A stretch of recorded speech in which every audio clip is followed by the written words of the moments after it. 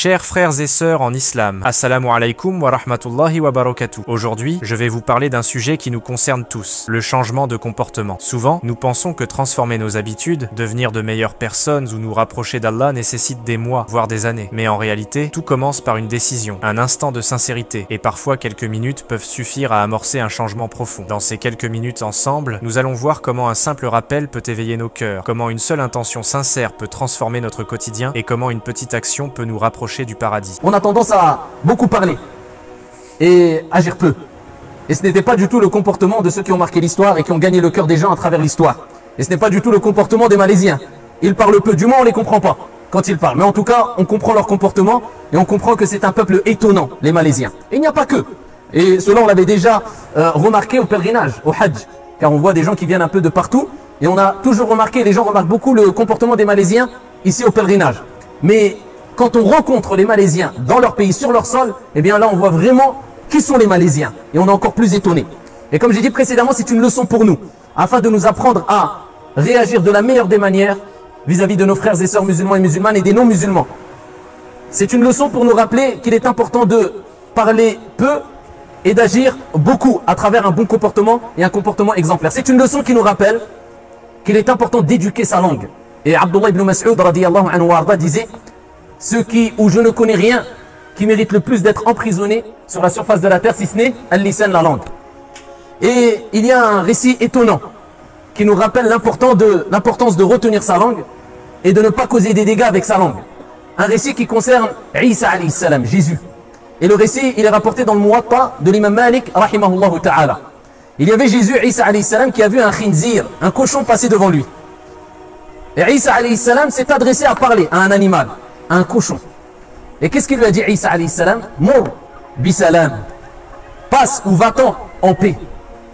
Et les compagnons de Isa, de Jésus, ont été impressionnés, étonnés. Ils ont interrogé Isa alayhi salam, Jésus. Et ils lui ont dit: tu dis cela à un cochon, tu parles à un cochon, tu t'adresses ainsi à un cochon, à un animal? Isa alayhi salam a dit: je crains, j'ai peur d'habituer ma langue au mal. Donc je préfère m'adresser à cet animal, à ce cochon avec ces paroles qui sont « va-t'en en paix » plutôt que de dire des paroles mauvaises. Et ainsi je vais habituer ma langue au mal et à prononcer des choses mauvaises. Ça c'était Jésus, ça c'était Isa alayhi salam. Le prophète Mohammed alayhi afdalu salati wa askat taslim. Il nous rappelle aussi l'importance du bon comportement et de faire attention au bavardage inutile.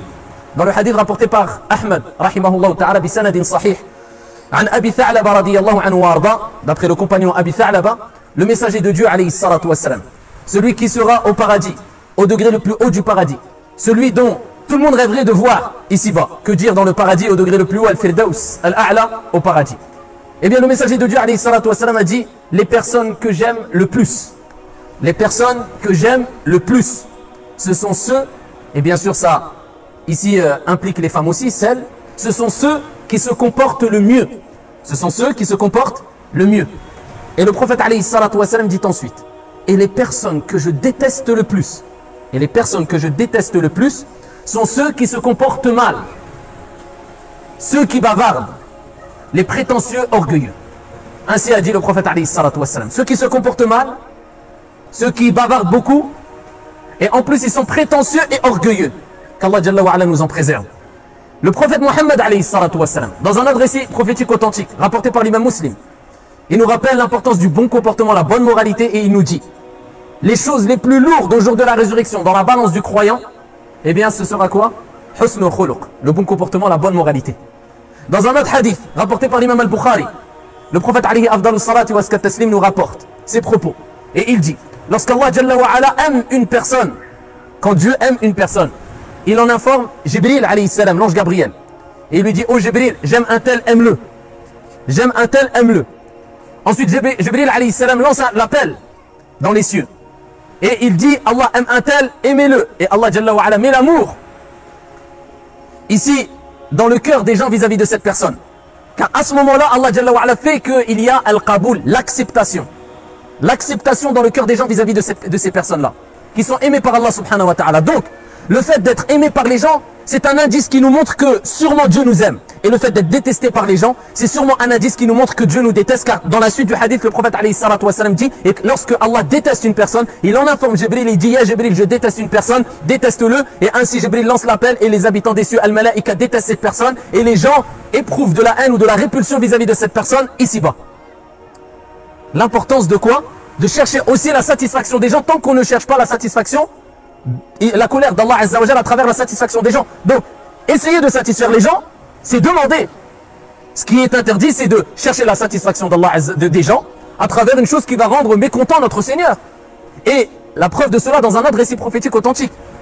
Le prophète alayhi salatu wassalam a vu deux janazas passer, deux cortèges funèbres passer. Et le premier cortège funèbre, quand il est passé, les gens ont fait l'éloge de cette personne qui était décédée. Et le prophète alayhi salatu wassalam a dit, c'est accepté. Ensuite, une deuxième janaza est passée, un cortège funèbre est passé. Les gens ont parlé en mal de cette personne. Le prophète alayhi salatu wassalam a dit, c'est accepté. Umar ibn al-Khattab radiyallahu anhu arda dit, ya Rasulallah, qu'est-ce que cela veut dire, c'est accepté, c'est accepté? Le prophète alayhi salatu wassalam a dit, la première personne, alors qu'elle était décédée, qui est passée, vous en avez fait l'éloge et dit, c'est accepté. Et pourquoi? Parce qu'elle mérite le paradis. Car vous êtes les témoins de Dieu sur terre. Et si vous faites son éloge, eh bien, c'est que cela va lui porter, non pas préjudice, mais cela sera bénéfique pour lui et pour son entrée au paradis. Quant à la deuxième personne, vous avez parlé en mal sur cette personne-là. J'ai dit c'est accepté, car cela sera un argument contre lui et cela l'empêchera de mériter le paradis. Car vous êtes les témoins de Dieu sur terre. L'importance de quoi satisfaire les gens et l'importance de savoir ici, est-ce que les gens m'apprécient ou pas? Si une personne est détestée par tout le monde, eh bien, il y a des questions à se poser. Si une personne fait fuir les gens, il y a des questions à se poser. Qu'il soit même bel orateur, ou ça soit une personne qui parle de science de jour comme de nuit, ou peu importe. Nous, ce qui nous importe, c'est est-ce que tu gagnes les cœurs. On a rappelé l'importance de parler peu et d'agir beaucoup et de gagner les cœurs. Le principal, c'est pas de parler, c'est de gagner les cœurs à travers quoi? Ton comportement. Husnul khuluq. Donc à toi de te poser la question, est-ce que je fais fuir ou est-ce que j'attire? Et si tu fais fuir les gens, sache que tu es privé de miséricorde de la part de ton Seigneur tabaraka wa ta'ala quelque part. La preuve de cela, le prophète lui-même, alayhi salatu wassalam, qui a été envoyé en tant que miséricorde pour l'humanité, lorsque Dieu parle au prophète alayhi salatu wassalam, il dit فَبِمَا رَحْمَةٍ مِّنَ اللَّهِ لِنْتَ لَهُمْ. C'est par la cause d'une miséricorde de notre part que tu as été si doux envers eux. وَلَوْ كُنْتَ فَظًّا غَلِيظَ الْقَلْبِ لَانْفَضُّوا مِنْ حَوْلِكَ. Si tu avais été quelqu'un de dur, au cœur dur ou rude, il se serait enfui de ton entourage. Mais comme Dieu l'a comblé de miséricorde, eh bien il a pas fait fuir les gens, il a attiré les gens. La preuve que celui qui fait fuir les gens, eh bien il est privé quelque part de miséricorde de Dieu. Et le prophète alayhi salatu wassalam a dit Man la yarham, la yurham.